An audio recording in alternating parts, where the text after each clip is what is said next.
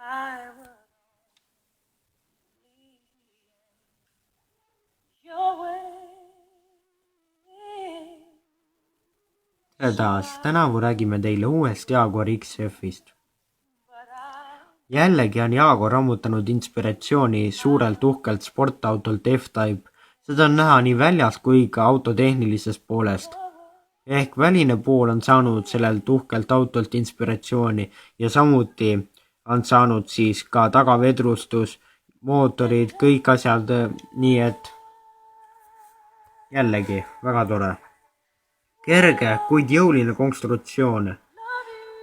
Tagavedrustus koosneb alumiinium osakestest. Väga hästi. Õhutakistustegur kõigest 0,26. Taie hind algab 42 480 eurost. Sellega saate endale väga hea auto varustustasemega piur. See koosneb siis morskud alumiinium viimistlusega näidikupaneelist ja 8-tollise puutetundliku näidikupaneeliga. Nii et väga hästi on see baasarustus tal ka valmis ehitatud.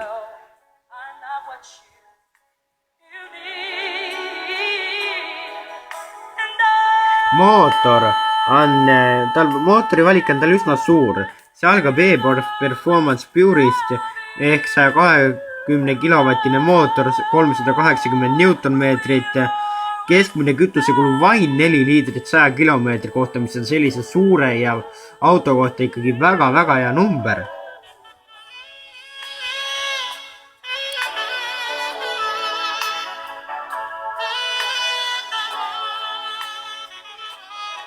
Aga kui kellelegi jääb sellisest säästumootorist vähemaks, siis makske natuke juurde ja saate endale 280 kilovatise mootori, millel on ikka väga palju jõudu ja selle kütusekulu on juba üle 11 liitri 100-le kindlasti.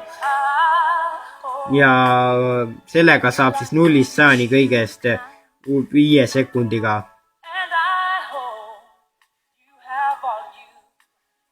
Selle säästumootoriga jõuate 0-100 8,7 sekundiga nagu iga tavaline pereauto.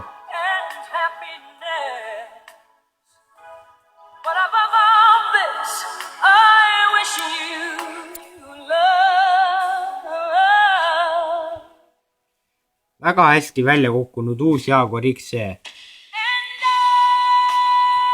Elektriline roolivõimendi on sellel. See on väga hea roolivõimendi. Ja samuti on sellel olemas igasugused stabiilsuskontrollid, särgid. See auto on tõesti imetlusväärne.